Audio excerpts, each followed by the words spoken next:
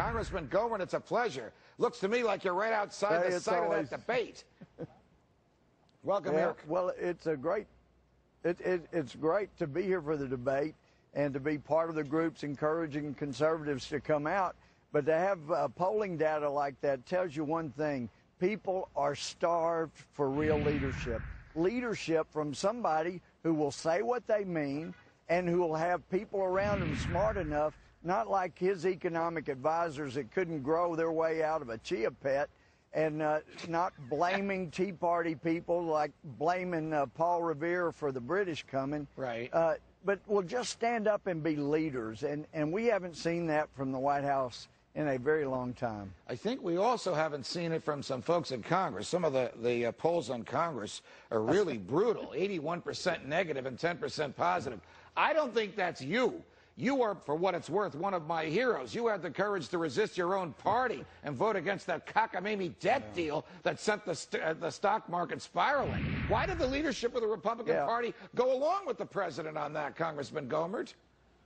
Well, Judge, it felt just like the TARP vote when we were told, you've got to do it, you'll kill the economy if you don't. We got to rush through and do this. And I'm going, what about the 72 hours we promised people we would have bills up? How about reading the bill? How about not rushing into something? How about actually making real cuts, not just slowing the rate of growth? But once again, we rushed into doing something just like with TARP. And if you remember, TARP fell 777 points, or the market did, after TARP failed on Monday. Right. And then over the next 2 months after it passed, it fell 4,000 points.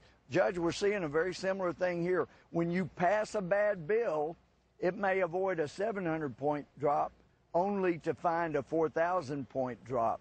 It was a bad bill. It didn't do what we promised people it was going to do, and that's why I couldn't support it. Here's what distresses me, and I know that you're very fond of some of the candidates on the stage tonight, and you, like I, would prefer any of them to the president.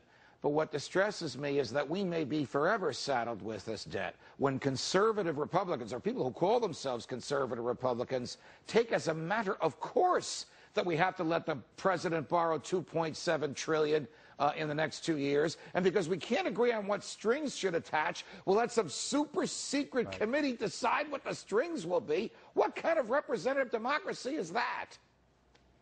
Well, and you know that bill could give us an option choice of saying, you either vote to raise taxes in a terrible economy, hurting it worse, or we're going to devastate our national security by cutting it by hundreds of billions.